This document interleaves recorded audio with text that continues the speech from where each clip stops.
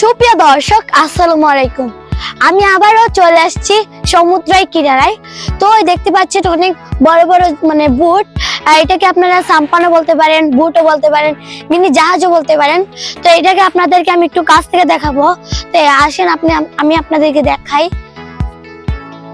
অনেক সুন্দর বুট দেখতে পাচ্ছেন এখানে আছে। তো এই বুট দিয়ে আসলে সমুদ্রের মাঝখানে যে আমাদের প্রিয় মাছ, বাংলাদেশের জাতীয় মাছ ইলিশ, সেটাকে ধরা হয়। তো দেখতে পাচ্ছেন অনেক বড় বড় বুট।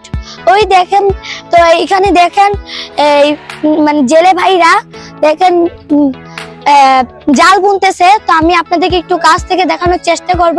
তো আমার সাথে একটু আসেন।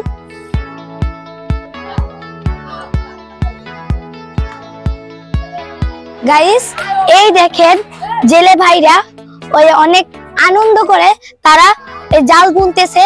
এই কাজটা দেখে আসলে আমার খুব ভালো লাগলো। আপনাদের কেমন লাগলো একটু কমেন্ট করে জানাবেন। এই দেখেন অনেক সুন্দর করে যে জেলে ভাইরা বুনতেছে, দেখতে পাচ্ছেন অনেক সুন্দর। এই দেখেন, আমি ভালো আছি, আপনি ভালো আছেন? কি করতেছেন আপনারা? জাল বুনতেছেন? এই জাল দিয়ে আপনারা কি করেন? ইলিশ মাছ। আচ্ছা, একটা সত্য কথা বলেন, ইলিশ মাছের দাম কম না বেশি? কম। ইলিশ মাছকে আপনারা পান সমুদ্রে যেয়ে?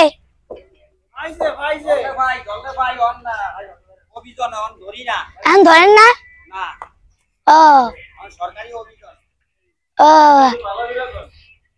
দাদা ভাই, আপনি এই কাজটা কত বছর ধরে করতেছেন?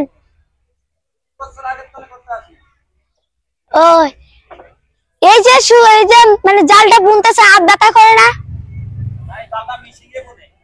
মিশিং এ? তা আপনি এটা টান দিতেছেন কেন?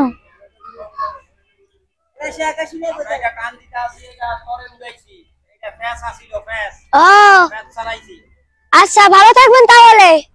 তো গাইস, দাদাটার সাথে কথা বলে আসলে খুব ভালো লাগলো। তিনি একজন মজার মানুষ। তো ওনার সাথে কথা বলে আমার খুব আনন্দ লাগলো।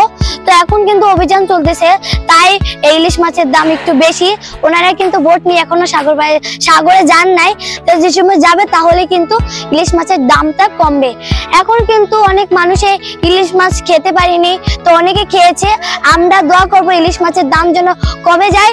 তো আজকে আমার ভিডিও এই পর্যন্তই। ভালো থাকবেন, সুস্থ থাকবেন। আল্লাহ হাফেজ।